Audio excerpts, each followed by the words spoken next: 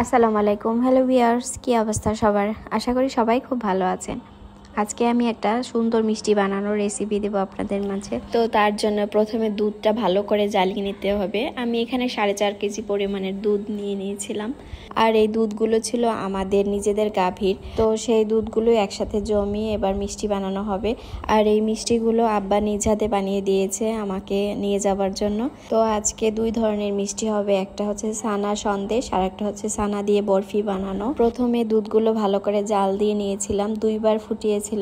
তারপরে ছানার পানি আগে থেকে একটু নিয়ে আসা হয়েছিল, ওই পানিটা দিয়ে এবার পুরো দুধে ছানা কাটা হয়েছে।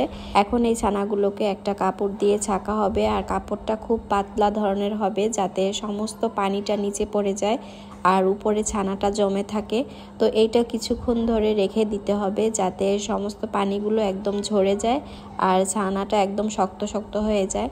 দুধে কোনো রকম পানি দেওয়া হয়নি, আর আমাদের গাভীর দুধ ছিল খুবই ঘন, সেই জন্য ছানার পরিমাণ ছিল অনেক বেশি। এরপরে ছানাগুলোকে আলাদা একটা পাত্রে নিয়ে ভালো করে চিনি মাখিয়ে নিতে হবে। এখানে 2 কেজি পরিমাণে চিনি দেওয়া হয়েছে 4.5 কেজি দুধের ছানাতে। তো এবার চিনিগুলো ভালো করে ছানার সাথে মাখিয়ে নিতে হবে যাতে একদমই চিনিটা আর কি আলাদা না থাকে, ছানার সাথে মিশে যায়।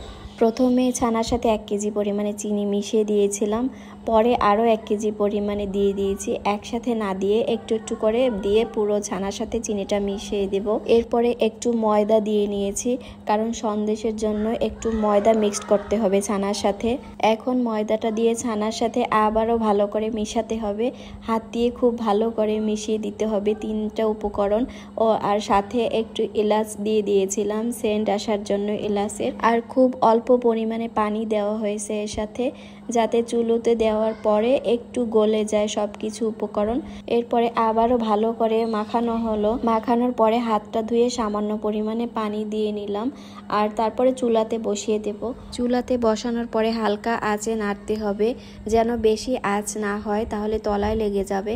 আর এটা ঘন ঘন নাড়তে হবে, যতক্ষণ পর্যন্ত না একটা আঠা আঠা ভাব হবে ততক্ষণ পর্যন্ত আমরা এটা নাড়তে থাকবো। এরপরে কমপ্লিট হয়ে গেলে আমরা চুলা থেকে নিচে নামিয়ে ফেলবো। নামানোর পরে তারপরে আরও কিছুক্ষণ ভালো করে নাড়া লাগবে। নাড়তে নাড়তে যখন দেখা যাবে যে ঠান্ডা হওয়ার পরে এটা বসে আসতেছে, মানে জমাট বেঁধে যাচ্ছে, তখন ঠিক এরকম করে সন্দেশটা বানাতে হবে। আর এই সন্দেশ পাতানোর জন্য প্রথমে একটা পাতলা কাপড় নিতে হবে, তারপরে বড় কিছু একটার উপরে এই পাতলা কাপড়টা রাখতে হবে। তারপরে পাতলা কাপড়টার উপরে ছানাগুলো ছুঁড়ে মারতে হবে জোরে জোরে, তাহলে সন্দেশ আকারে তৈরি হয়ে যাবে। এরপরে একটু ভেজা থাকা অবস্থায় 2টো সন্দেশ একসাথে জোড়া লাগিয়ে দিতে হবে, তাহলে পুরোপুরি সন্দেশ আকৃতি নিবে আর কি।